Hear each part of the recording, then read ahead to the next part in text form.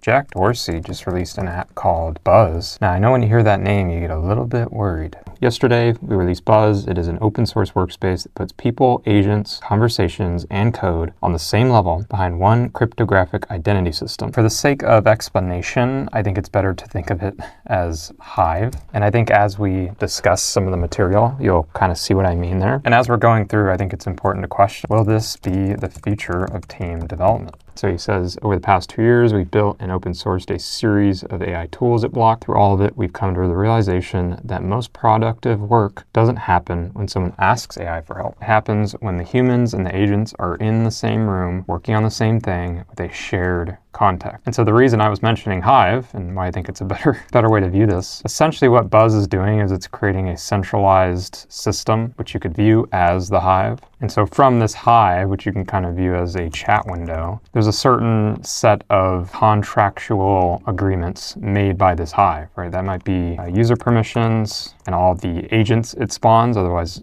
maybe you could refer to it as bees. Everything you would need to work as a team with the agent. And so the key part here, right, is with a Hive, it's not just a single agent. It's many, many agents, and each user can send off their own agent. In some cases, you might have some coordination between the agent. But the key part here is that you're not confined to one agent. So it goes on to say, Buzz is a collaboration workspace built on the Nostr protocol. As I kind of alluded to earlier, this is mainly going to be used for the tracking mechanism. And so each of these bees that get sent off with Nostr, you can kind of map the user's prompt and who sent it to the end result, allowing you to track things. So let's say Bill sends off an agent or a bee and it goes and does something stupid.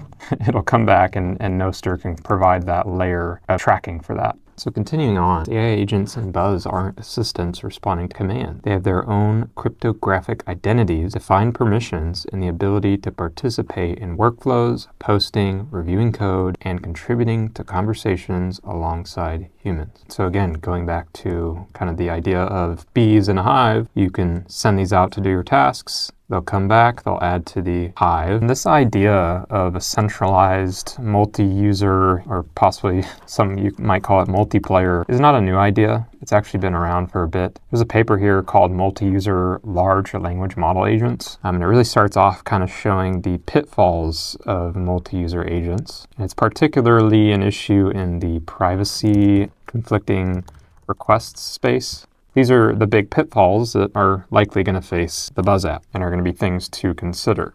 But as we go into multi-user agents, right, we got user B, user C here.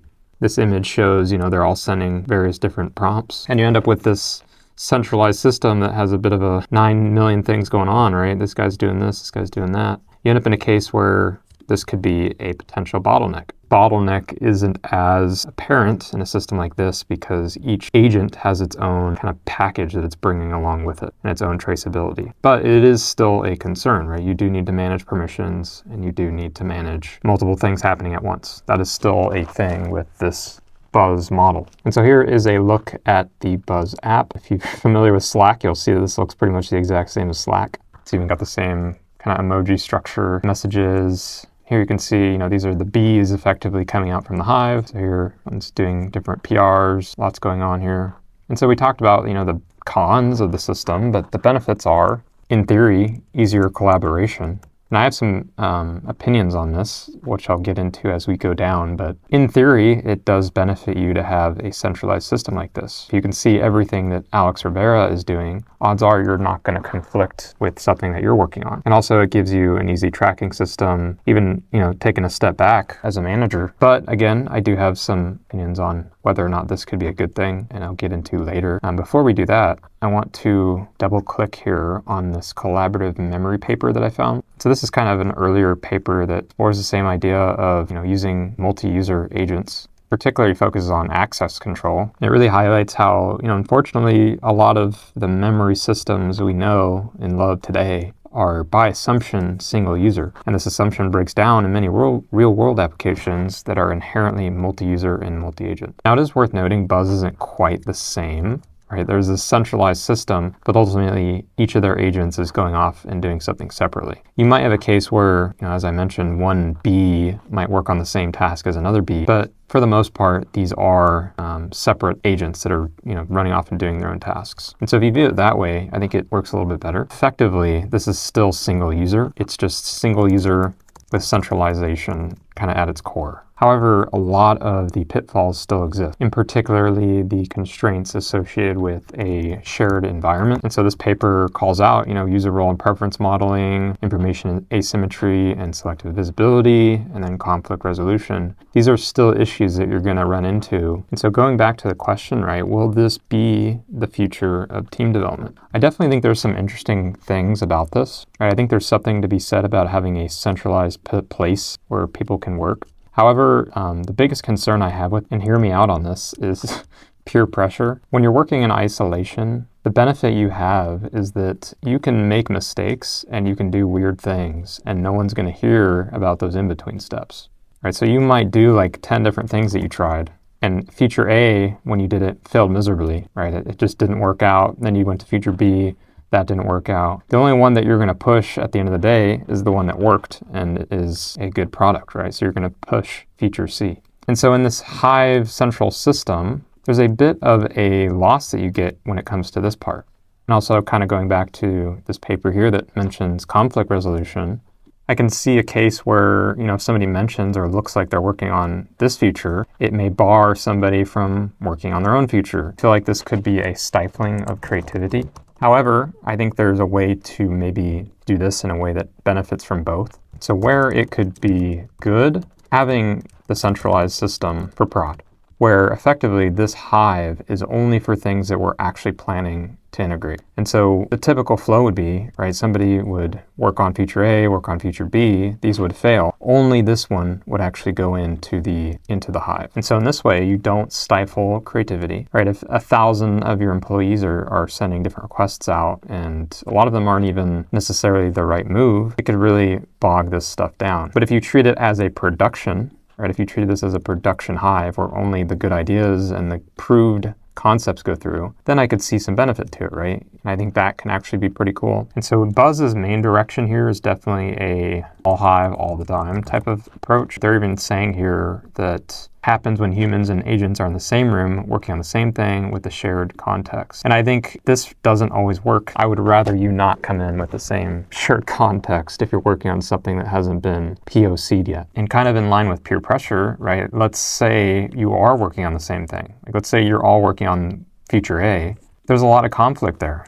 Right, at the end of the day, if you're all working on the same, let's say, web page, if this guy sends his B off to work on the header and another person sends off their to work on the header, it becomes really difficult to manage something that ends up with a good result, at least from my expectations of it. But I will say I think this is an interesting idea. I really like that people are thinking out of the box when it comes to the workflow. I definitely think there's something in this. I think there's still a place for having private environments where you can flush out your ideas and POCs, and then maybe in the end you come to your Hive and push it, and then everyone on your team can see and witness what's happening real time with the thing that you're already flushed out. Actually, I think we're going to run into issues of human etiquette, right? How do we trust and hope that everyone is being responsible with how they're adapting the features, right? How do you prevent Maya here from saying, can you turn that into a clean 3-beat capture plan right after she said what she wanted to? You run into this case where there's a lot of etiquette assumed here to prevent a mess from happening.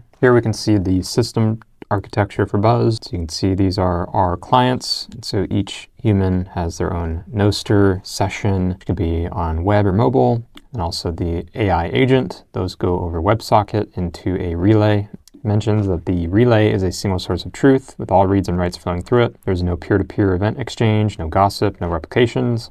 And so each bee is going off doing their own thing. They can't talk to each other until they get to the Hive. It mentions here that channel membership is the only gate for access control. So I imagine a world you're going to have multiple channels. So you might have one for interns or something, right? I suspect the business model here is primarily going to be, you're really buying into the centralized database. Hive is going to make money is probably in holding the context. Right? Imagine your entire team has years and years of context built up in this Hive. Well, you're pretty incentivized to keep your subscription to their service. Currently, there's no subscription services that I'm seeing, but give it time. Certainly, this would be a lackluster video if I didn't actually install the software. So we're going to go ahead and start that here. Close my other tabs. I want, a complete one-to-one experience. So you enter the website, you get this nice, pretty startup, and see a bunch of bees going around. But anyway, we're not here to be Gary Tan with our advice, so we're going to go ahead and get the app. Let's drag this baby in. Greeted with a page here that says your people, your agents, your projects, all in one place. So obviously we're going to first ask, what is an identity key? Buzz uses an identity key instead of a traditional account. It's created on your device and represents you whenever you use Buzz. Your identity belongs to you, not Buzz. There's no password to reset, and Buzz can't recover your key if you lose it. Keep it back up somewhere safe and never share it. So honestly, when I read this, I'm kind of concerned. I don't really like the idea of lose it and it's gone forever. And let's just immerse ourselves in this product and continue. Create a new identity key. Okay, so create our key for us. All right, so it's setting up our agent harness. So here I already have Cloud Code and Codex. Pick that up for me. That's nice. So now we have Codex selected as our default harness. Because I don't want to spend a bajillion of my tokens on this test, I'm going to go ahead and use Luna. I think that's should be good enough for what we're doing. Okay, and so this allows us to create a community. Go ahead and create one. Okay, so we do need to sign up here. Somebody who's preying on lack of connection to Slack. This seems like still the same amount of connection I have to do here. Okay, so it looks like we now have something. Go ahead and create a community. I will call this Code Guzzler. Okay, that is made, and now we can open it in Buzz. Creating a profile that's specific to this Hive, so to speak. Do an emoji. God coder. Okay, so Buzz lets you bring multiple agents into the same workspace. Your team will help you get started using Buzz. So I'm guessing these are 3 separate agents. I'm not sure if they have prompts that are specific to them or instructions, but we'll find that out maybe. It's asking for microphone access. No thanks. Okay, so right off the bat, this is very much Slack. Channel members. So these are our 3 agents. It starts off saying, hi, I'm Fizz. Welcome to Buzz. This is your private home base, and we're ready to help you get oriented or work through something you're building. Introduce yourself in a sentence or 2. Share what you're good at. My name is God Coder. I am a god of code, but I can't code.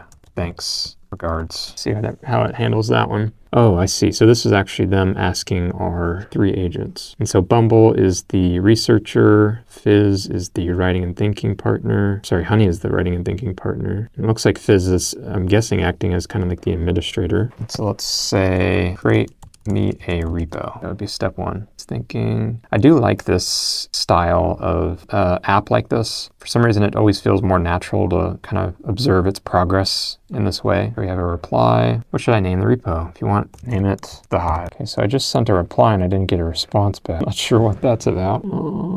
Say hello. So maybe the replies don't actually actuate it, maybe? I'm not sure what's happening. I think we may have broken it already. This is a new application. Get how these channels work. Can I set these? No. Inbox, agents, configure these. Use harness defaults, customize for this. Okay, so you can customize the model that each one uses. That's pretty nice. And then here you can manage the permissions. So we have an allow list where we can specify the people. It's pretty cool. Okay, but this is the one we were currently working on, so I'm going to say hello and see if it responds. Oh, that's right, you need to mention Fizz. Hello. I must say I don't love... I mean, I guess this is how they manage cross-team communication while also having the send-off. I guess that's probably the best way to do it. I already told you what to do. It seems to be infinitely looping. Can I click on this to... Oh, let's see what this is. It's interesting that it's already approving automatically. I never even gave it that permission. Usually they ask you about this at least once, just to make sure. Okay, so I created it. Clone it with new line. Uh-oh. There we go. Git clone. Okay, but I don't really want to do that. Hello world on the page. Pretty simple task. Yeah, my feedback so far is that it's kind of janky, but I did have to restart the app to even get to this point. But I attribute at least some of it to user error. So git add thing. Implemented and pushed the responsive Hello World web page to the Hive's main branch. Okay. Now let me ask it, how do I share the GitHub that we created the Hive? Let's say I just want to look at this on my webpage. Okay, so it mentions it's Buzz hosted instead of GitHub hosted. Yeah, I somehow missed this when I first read through this, but it also is in part omitting GitHub. So I can see a world where people might want to use this just because they dislike GitHub. Okay, and so how do I access this if it's not on GitHub? That's the question. Okay, yeah, so I did do a git clone through my terminal that eventually worked. However, I don't have a username, so I need to figure out what's going on there. So first assessment here, this setup is very technical. I feel like most people are gonna run into some struggle with this. And, that could be attributed to user error, I'll give you that. But I think most people are probably as stupid as I am when it comes to using new software. It feels like I'm setting up a NASA spaceship. Okay, I do like the sound effect it gives on replies. It is nice. Saying a private key, but I was never given a private key, so I don't know how that happened. I don't recall getting a private key in the sign up. If I don't have the key, am I screwed? So this is part of the issues I was talking about where it's like, dude, you're relying on this key. If we lose this key, we're done and dusted. I kind of prefer having a user account. I mean, I already have to sign up for a user account to use the app. It does mention worst case here is loss of identity, and then you just have to reinstall the app so you don't lose the code, which is nice. But the point I'm putting out the flame. I think they need to work on the UI a little bit. I'm actually interested in testing it. I think it has potential. I definitely see it as an interesting idea. I think there's a lot of uphill battles that it's going to have to face in terms of bloat, user permissions. Nostr is annoying as fuck. It's now our new addition. I like that we're coming up with new ideas like this. I hope it does well. I hope there's something in this that could revolutionize. And if anything, maybe there's some part of this that can be used to advance the way we work. And yes, their primary selling point is having a centralized location where everything is in one. But as with everything, this comes at a cost, right? We do need to think about how many tokens are being sent with the agent. Is this going to eat up a lot of our costs? Probably. Is it going to be more inefficient for, solo work? I think it could be. I think time will tell with that. I do think my idea of having it for kind of a main production purpose and having your own separate hive for your own features that you're working on, that could be cool. Maybe it'll be the future. Maybe we'll see this being something that we love. I wish I could test it out today, but I'm going to have to figure out how to actually get it working and installed.